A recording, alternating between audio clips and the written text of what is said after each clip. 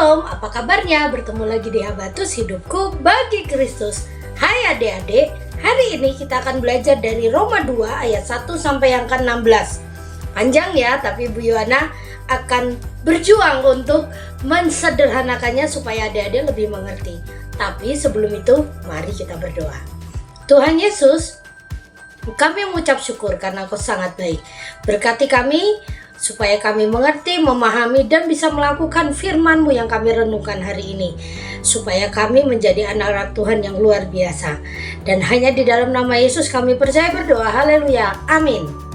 Adik-adik yang sudah bisa membaca, kita akan membaca ayat 1 dan ayat 2. Karena itu hai manusia, siapapun engkau yang menghakimi orang lain, engkau sendiri tidak mempunyai dasar untuk membela diri.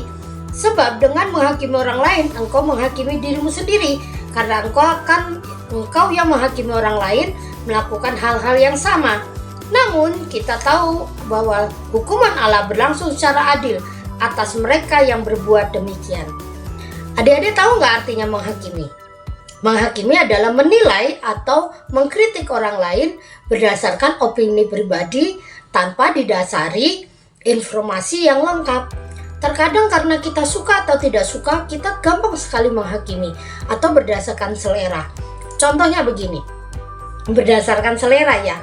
Menurut Ibu Yohana, durian itu nggak enak. Karena Ibu Yohana nggak suka durian.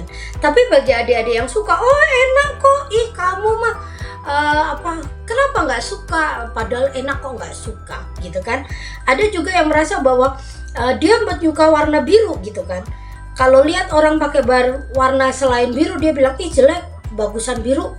Enggak, yang satunya bilang bagusan pink atau bagusan begini. Mungkin ada contoh yang lain, misalnya ada orang yang suka bernyanyi. Suaranya belum begitu stabil. Tetapi ada orang yang merasa bahwa, ih suara jelek kayak gitu kok, nyanyi kenceng-kenceng. Nah, menghakimi itu artinya mengkritik secara negatif. Terkadang kita mulai menilai orang lain dengan cara-cara yang negatif. Padahal di Alkitab tadi yang kita baca, apa yang kita lakukan kepada orang lain, penilaian yang kita lakukan orang lain, itu juga akan terjadi kepada diri kita sendiri. Contoh sederhananya adalah kalau saat kau menunjuk, 3 jari ini akan menunjuk ke dirimu kan? Nunjuk ke adik-adik, tapi 3 ini menunjuk ke Ibu Yohana. Jadi penghakiman atau bukan penghakiman. Menghakimi itu harus dipikirkan baik-baik. Mungkin memang ada beberapa temanmu yang memang tidak pas atau melakukan hal-hal yang kok gitu sih. Tetapi kau harus melakukannya dengan penuh kasih. Kau menurutmu suaraku bagus gak? Kalau ditanya kayak gitu. Sebenarnya suaranya belum bagus amat.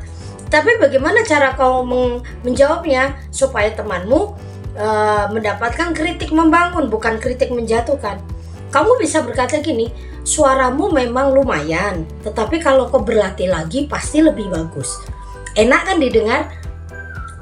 Daripada kamu ngomong, suaramu jelek, jangan nyanyi kenceng-kenceng. Kira-kira temanmu nanti akan semangat berlatih atau tidak? Pasti tidak. Menghakimi itu semuanya pasti akan berakibat merendahkan orang lain. Jadi kau jangan suka merendahkan orang lain, jangan suka menilai itu, karena saat kau menilai, engkau pun akan dinilai orang lain seperti itu. Dan Allah kita, Tuhan kita pun akan menghakimi kita. Mulai tidak ada pilih kasih. Semua orang dinilai oleh Tuhan, yang baik, yang gak baik, yang benar maupun yang benar. Jadi jangan merasa bahwa dirimu punya power sehingga kau sembarangan menghakimi orang, sembarangan mengkritik orang lain. Karena saat kau sembarangan seperti ini, kau menempatkan dirimu menjadi anak yang tidak baik. Adik-adik, hati-hati ya dalam ucapanmu ya. Saat kau mulai merespon atau menanggapi satu atau dua hal baik di sosial media maupun di dunia nyata, kau harus hati-hati karena itu akan menjadi bumerang pada dirimu sendiri. Ingat, Alkitab mengatakan, di Matius mengatakan, perbuatlah sebagaimana kau ingin diperlakukan. Perlakukanlah orang lain sebagaimana kau ingin diperlakukan. Jadi kalau kau ingin diperlakukan baik, perlakukan orang lain baik. Saat kau tahu dikritik itu tidak enak, mulailah jangan mengkritik orang lain. Atau memang kau harus memberi nasihat, Nasihatmu harus nasihat yang baik dengan kata-kata yang membangun, bukan kata-kata menjatuhkan. Kau juga harus sadar diri. Firman Tuhan hari ini sebenarnya intinya adalah kau sadar diri. Karena kalau kita punya kesadaran diri, kita akan tahu bahwa apa yang kita lakukan itu akan berdampak pada diri kita sendiri. Walaupun kita melakukan pada orang lain, kau juga akan mendapatkan apa yang kau perbuat. Ada ucapan begini, mulutmu harimaumu. Apa yang kau ucapkan itu yang akan berdampak dirimu sendiri. Kau juga seperti bumerang.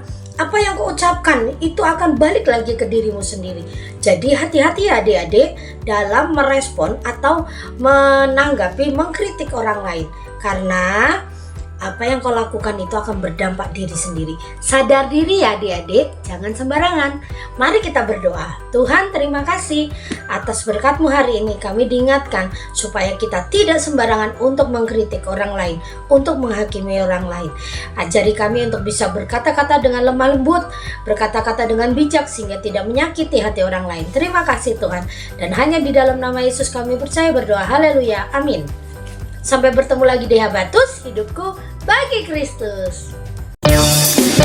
Habatus, renungan harian anak.